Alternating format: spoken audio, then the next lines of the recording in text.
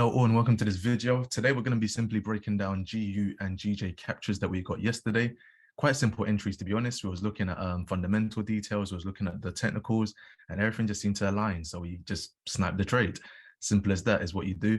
Simple 200 to 300 pip captures and counting, because as you know, we take partials and just let the rest ride, then comes in as a bonus trade. So what I'm going to do is actually just break down exactly why and how we got into this trade. And then, yeah, hopefully you can use it as a case study in the future. Okay, so let's start off with GBPUSD as our first analysis. As you can see here, we had a buy option, which we took and came to fruition, done near enough 400 pips. How many pips did this actually do? We went up 375, close enough. And we also had a potential sell option if things actually did get worse and actually dropped into our parity zone. Parity simply meaning when £1 buys $1, meaning the pound and the US dollar being on a level playing field. So we had outlooks of that also, and if we actually managed to catch that, then I mean that would have been a great trade also at 500 plus pips. So let's actually break down how we came to this conclusion and how we actually looked at this in the first place. So I'll take a step into the daily.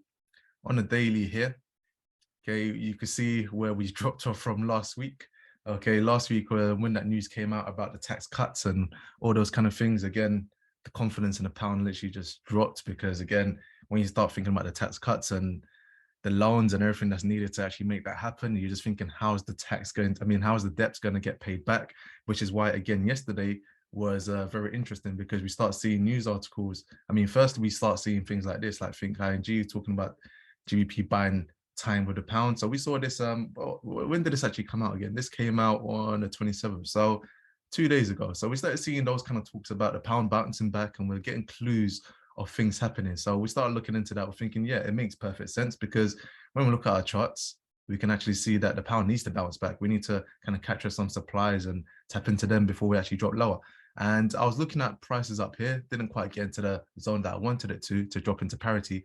And parity is, I mean, I won't say it's wishful thinking, but it makes a lot of sense. It makes a lot of sense. So we was trying to conjure up trade ideas to actually drop it down into parity.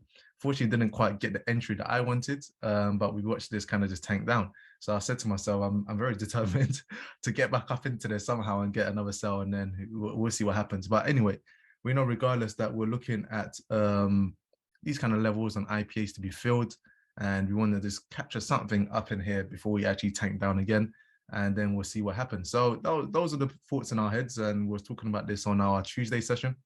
So coming back into here, I was just saying, I just want price to come back up and come down into these kind of areas so we can actually buy up and capture some of this, and then we drop back down, and who knows, that could still potentially happen. So let's just break this down. I'll go into replay mode for you guys as well. So at the start of the week, okay, doing a group session, we was in around here somewhere. Okay, it was in around here somewhere. Okay, and I was looking at this whole H1 block. Okay, was looking at the whole H1 block to say, cool, can we actually tap into there and then see what happens? Okay, and then as we come down into the time frames, okay, I always do this just to see if we get a better risk. I mean, the H1 was not bad at all. Okay, if you're going to play at the top of that, then you're looking, I mean, if you're just playing a stop, I mean, 50 pips is quite steep, to be honest. It's not something I wanted to do personally. So what do? We just half the time frame. We're going to the 30 minutes. Still looks about the same, not clean. Going to the 15-minute. And then you can see exactly why I marked out 15-minute demand right there. So again, after all of that, we see we've got this 15-minute last down candle that taps into this, replacing this candle. So yeah, just simply replace that 15 minutes. So instead of now of a 50 pip stop, okay, you've now got 30 max on your hands. I'm cool with that. That's good enough for me. If you want to break it down even more, okay, you can go on a 5-minute. Okay, which we did, and it looked about the same. So I was like, yeah, cool, just leave it as the 15-minute was cleaner, one solid candle.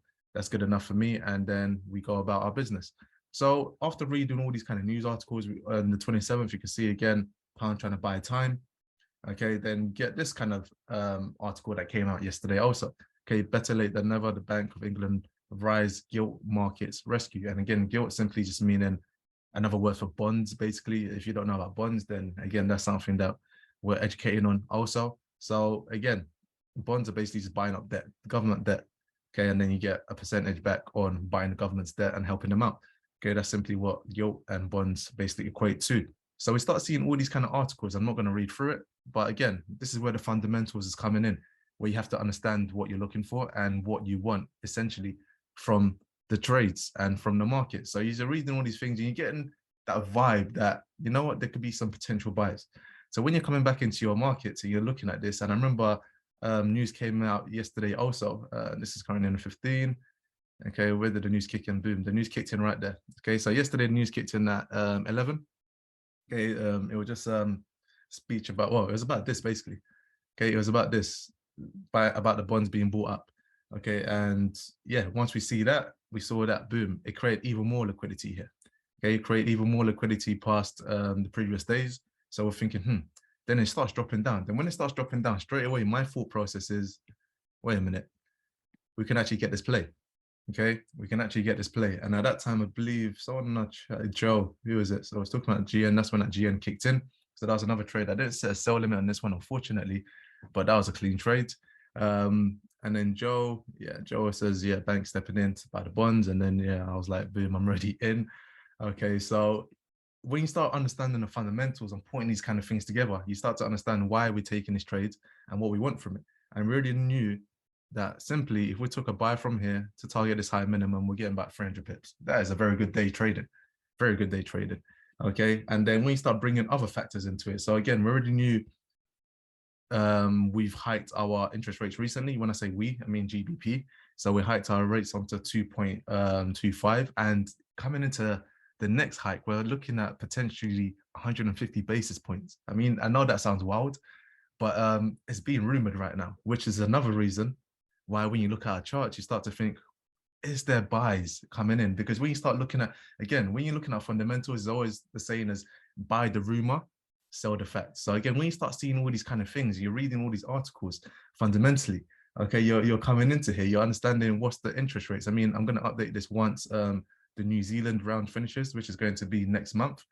Okay, and then I'll update this and we start coming into the new hikes that's potentially going to come. So when you start looking at all this data, okay, you start looking at all these data, you start looking at all these things, again, you start to understand what you want from the markets. Okay, and again, we start looking at potential entries. Let me just find this. So is this the one I want? Trend? No, I don't want that one.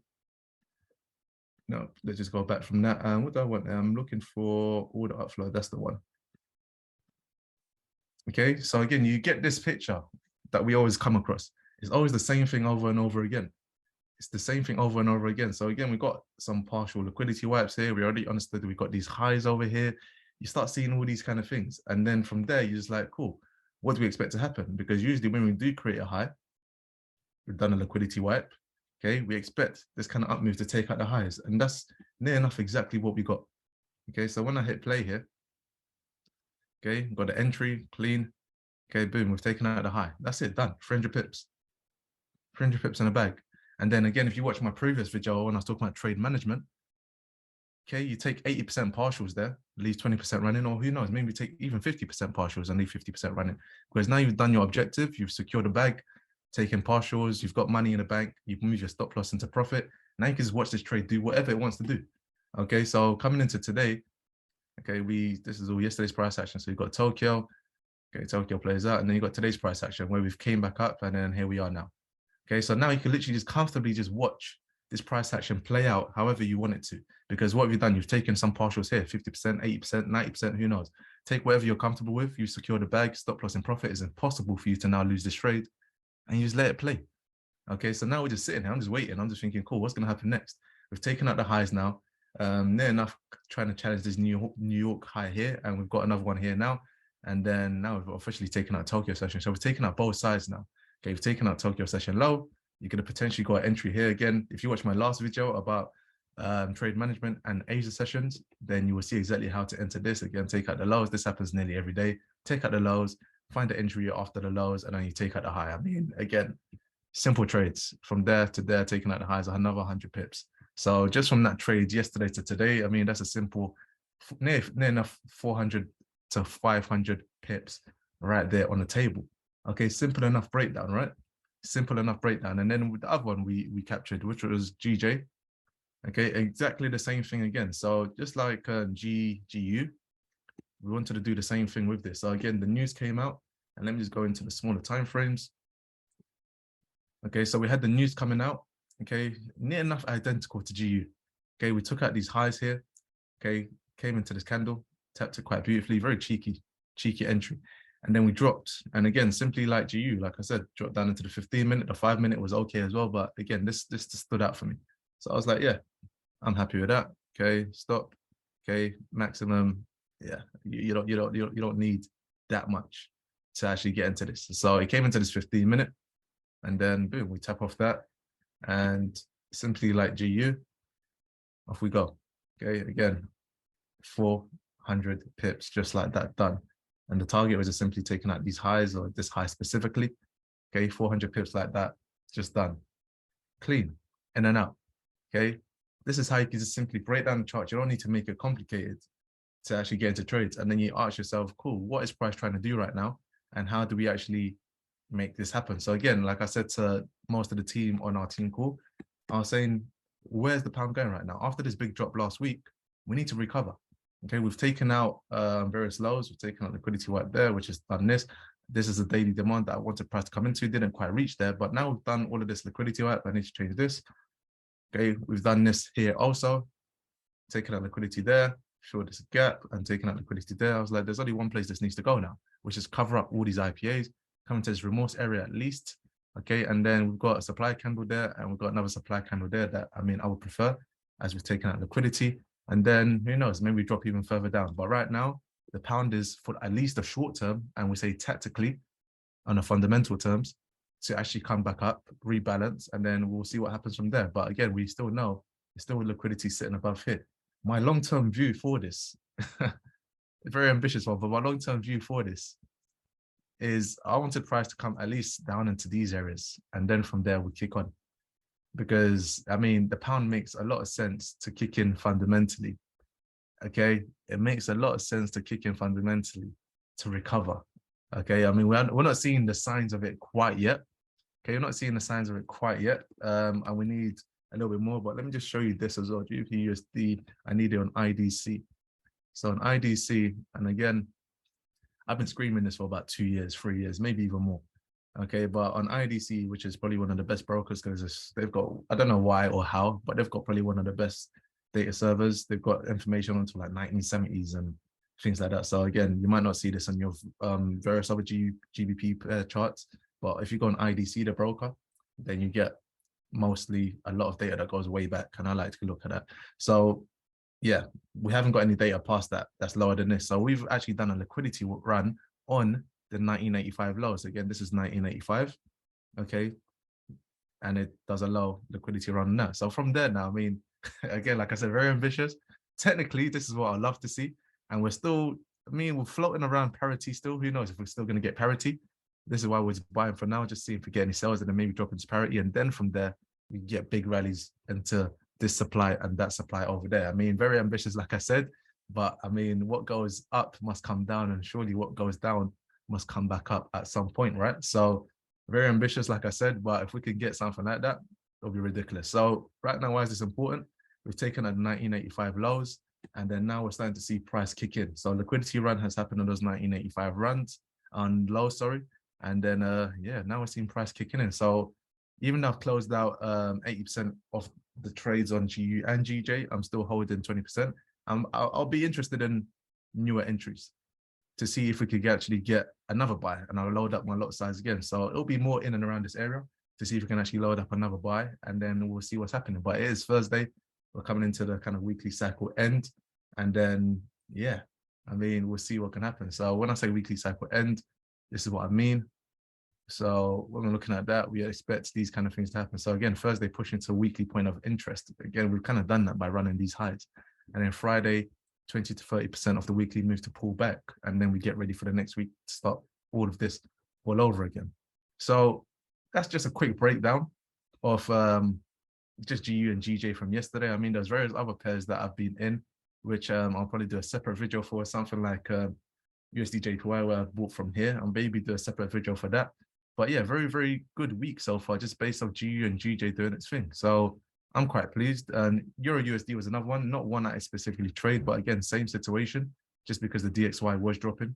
Okay, so you get the kind of divergence with that. Again, you get that making new highs, and then you get EU, okay, kind of doing the opposite as well, making new lows, and then boom, we explode. And then yeah, that was a good trade as well. One that I probably should have taken but didn't take. But anyway, we're still happy with these trades because they was absolutely beautiful, absolutely beautiful. So that's just a quick breakdown. Hope you have enjoyed it. Hope you do take value. And yeah, until next time, take care.